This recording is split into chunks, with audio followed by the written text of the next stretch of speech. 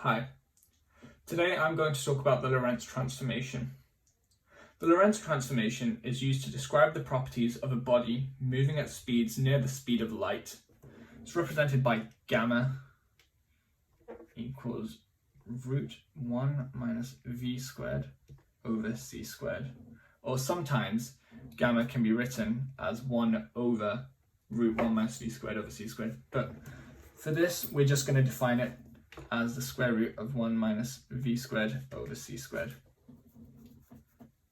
At velocities on a human scale, so let's say 10 meters per second, 300 meters per second, gamma is approximately 1. So on day-to-day life, we don't see the effects of special relativity. We don't observe them. But when your velocity is near the speed of light, or c, three main properties of the body are shifted, are warped in accordance with special relativity. First is mass, length, and time. And by extension, through Einstein's mass-energy relation, energy is also affected because mass is affected. Special relativistic effects are summed up by a few statements. A moving clock runs slow, and a moving rod looks shorter. The mass-energy part is a bit more finicky, however. Looking at time dilation, or the first property, time,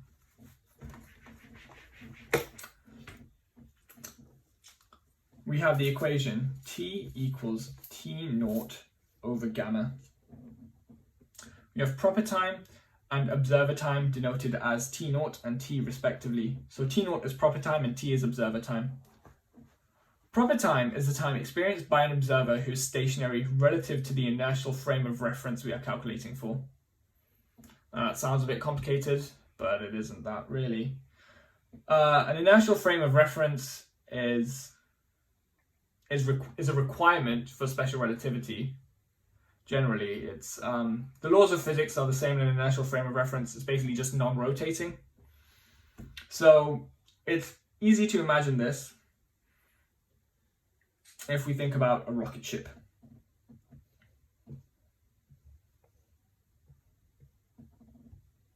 That wasn't the best one, but you get the point.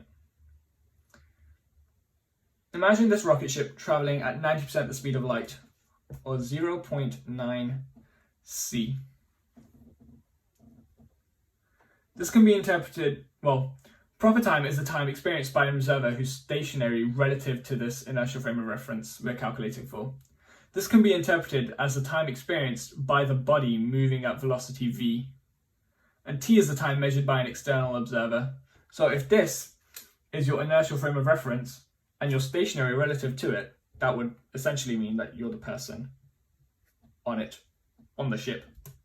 And an external observer would measure a time, t, while you measure t naught. If an external observer observed it to be in motion for exactly 1 year,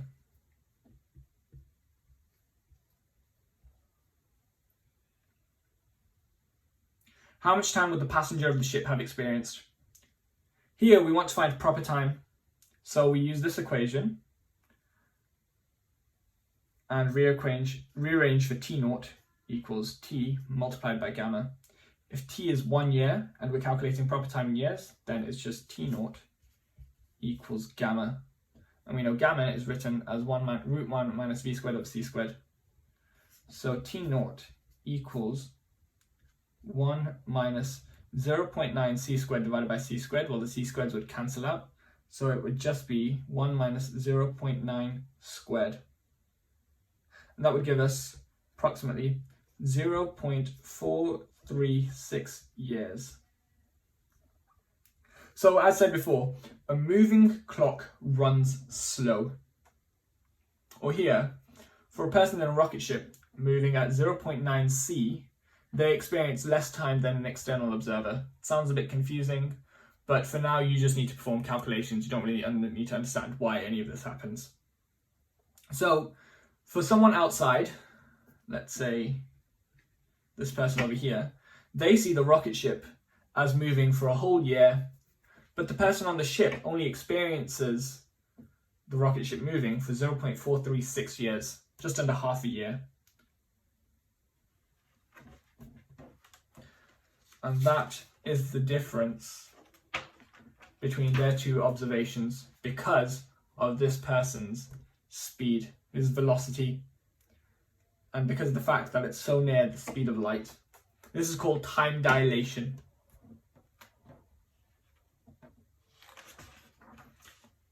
Moving on to length contraction, a moving rod looks short, therefore L equals L naught gamma.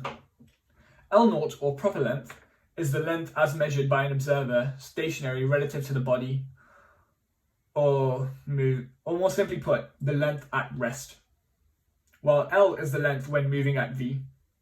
So again, if we have a rocket ship, while this rocket ship is at rest, it has a length L naught. And while moving at a velocity V,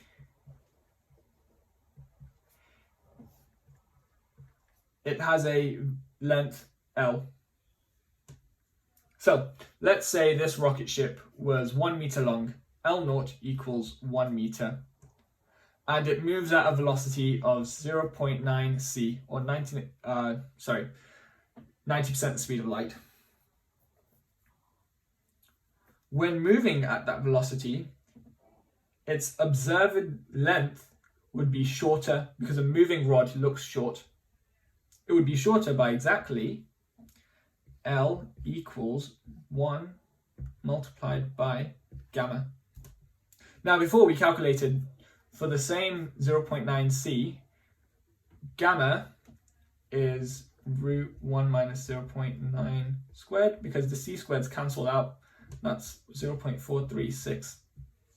So if our rocket ship is 1 meter, that means that the length is 0.436 meters when moving at 90% of the speed of light.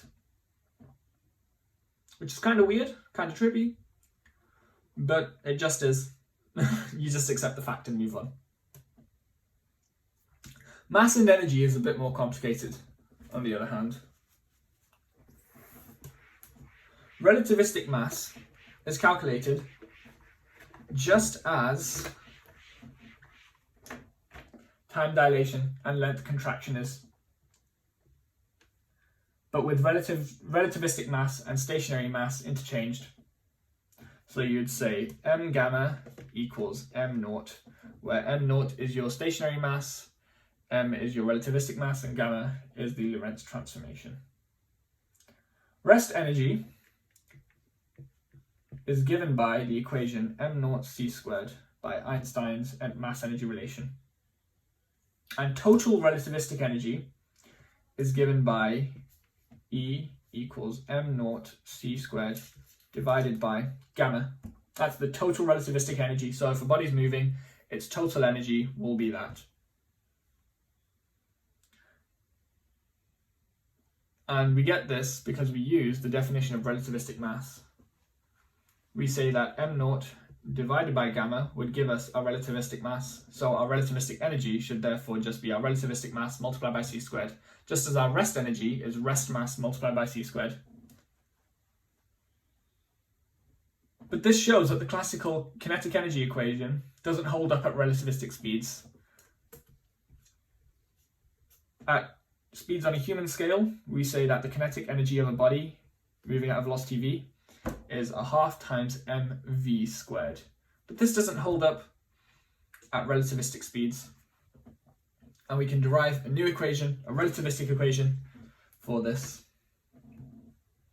If we know the total energy of a body, of a relativistic body, and we know its rest energy, then calculating the difference in that should give the energy due to its movement, or its kinetic energy. So if we say E total equals EK plus E rest. I think we can all agree on that. I mean, there's nothing too wrong about it. Looks about right. Every body has a rest energy, and when it's moving, it has a kinetic energy. Therefore, the sum of that should give its total relativistic energy in this situation. So, if we have that, and our total energy is m0 c squared over gamma, then it makes sense that that would just be equal to your kinetic energy plus the rest energy, which would in all cases, be m0 c squared. It therefore follows that our kinetic energy, by simple rearrangement, is equal to m0 c squared over gamma minus m0 c squared. Or factoring out our rest energy, you could say that relativistic kinetic energy is given by m0 c squared multiplied by 1 over gamma minus 1